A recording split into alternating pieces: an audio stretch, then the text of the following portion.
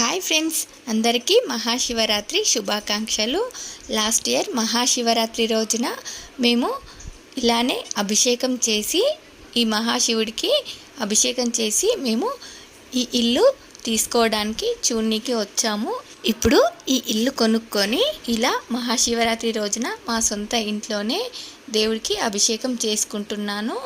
ముందుగా దేవుడి పటాలన్నీ నీట్గా కడిగి ఇలా అలంకరించుకొని ఇలా మహాశివునికి పంచామృతాలతో పాలు, పెరుగు, తేనె, నెయ్యి, చక్కెర పంచామృతాలతో అభిషేకం చేసి ఇలా ధూపదీప నైవేద్యాలతో స్వామివారిని అలంకరించుకొని ఓం నమః శివాయ, ఓం నమః శివాయ, ఓం నమః శివాయ, ఓం నమః శివాయ, ఓం నమః శివాయ అని జపం చేసుకుంటూ ఇలా స్వామివారికి అభిషేకం చేసుకున్నాము. హర హర మహాదేవ శంభో శంకర.